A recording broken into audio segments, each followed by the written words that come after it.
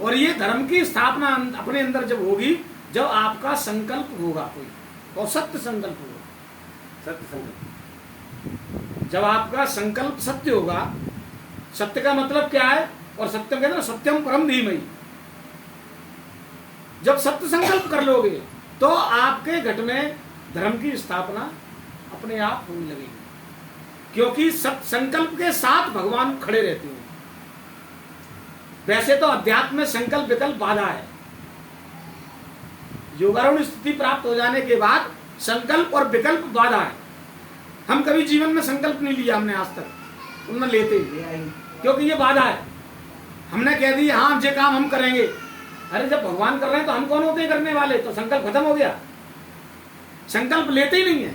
लेकिन अभी इतना गहरा जब हमारा समर्पण नहीं है तो फिर हमको संकल्प के द्वारा ही अपनी यात्रा शुरू करनी है। संकल्प मानो एक धुरी है आपकी, जिसके इर्द गिर्द आपको घूमना है। आपने संकल्प ले लिया, 70% आपका कार्य सिद्ध हो गया, 30% में आपको पुरुषार्थ करना है। जैसे संकल्प अपने यहाँ रोज आते हैं, सत्संग होता है, अब आपने आ रहे हैं, सुन रहे हैं, सब कुछ कर रहे हैं। अब संकल्प ले लो कि जो हम सुन रहे हैं इसको जीवन में वैसा का वैसा जैसा सुना है। देखो माँ पिता गुरु और वेद या शास्त्र, इनकी वाणी को बिल्कुल ईश्वरी वाणी मानते हुए ऐसा का ऐसा उतारने का नाम है श्रद्धा। श्रद्धा ये भी नहीं है कि अपन आए प्रणाम कर लिया, ये भी श्रद्धा नहीं है। ये प्रणाम तो हम बहुतों के यहाँ कर रहे हैं। चपरासी अधिकारी को रोज प्रणाम करता है, वो श्रद्धा तो नहीं मानी गई ना। इसके पीछे उसका द्वैत भाव है। प्रणाम कर रहा है लेकिन साथ पीछे गए तो फिर वो बहुत कुछ कह भी रहा है। गीता में भगवान श्री कृष्ण कह रहे हैं श्रद्धा के विषय में, बोले गुरु की, ग्रंथों की और संतों की वाणी पे बिल्कुल ईश्वर तुल्य विश्वास रखना, इसका नाम है श्रद्धा। यानी उन्होंने जो कह दिया उस पर कोई संशय नहीं, कोई किंतु नहीं, कोई परंतु नहीं। अब एक बात बताओ, किसी महापुरुष की वाणी को किसी अज्ञानी ने सुना और वो अज्ञानी उस वाणी पे अटकल लगाए तो उसकी तो रास्ता वैसे ही बंद हो गई। आपकी रास्ता को बंद कोई और नहीं कर रहा। ईश्वर तक जाने का रास्ता सबका खुला हुआ है, लेकिन ये एकांकी मार्ग है। ये मार्ग एकांकी है। एकांकी का भावार्थ होता है एक अकेला चलना है और एक दिशा में चलना है। अकेला चलना है, एक दिशा में चलना है, न गुरु न चेला और बंदा अकेला। कहते भी हैं वैसे, मन मिले तो मित्रता, किसी से अगर मन मिल जाए तो मित्रता करो, और चित्त मिले तो चेला, और नहीं तो जग में सबसे भला अकेला। अध्यात्म का मार्ग ही अकेले का मार्ग है।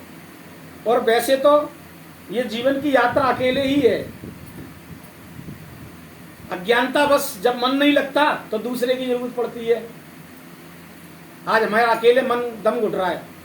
बहुत सारे जीवों की ये स्थिति हो गई है कि आप किसी व्यक्ति को 1 घंटे के लिए कमरे में अकेला छोड़ दो, उसको घुटन होने लगती है।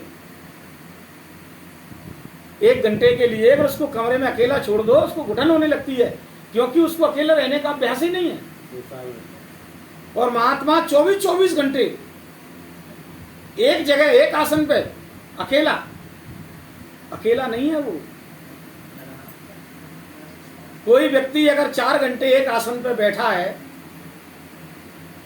तो उससे कुछ प्राप्त हो रहा है। अगर आपको प्राप्त नहीं हो तो 5 मिनट में आपको बेचैनी होने लगेगी, 5 मिनट में बेचैनी होने लगेगी।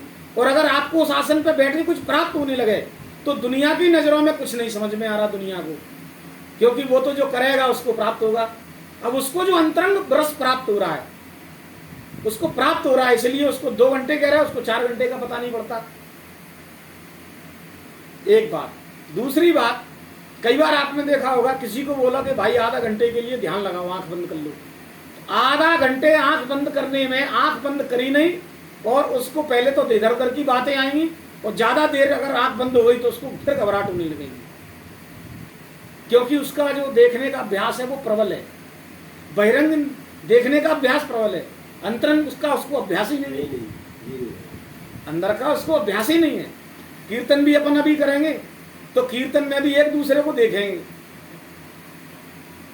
नहीं, कीर्तन में जिसका नाम लिया जा रहा है ईश्वर के जिस स्वरूप का हम सुमिरन कर रहे हैं, आंख बंद करके वाणी उसको बोल रही है, कान उसको सुन रहे हैं और ध्यान उसको देख रहा है।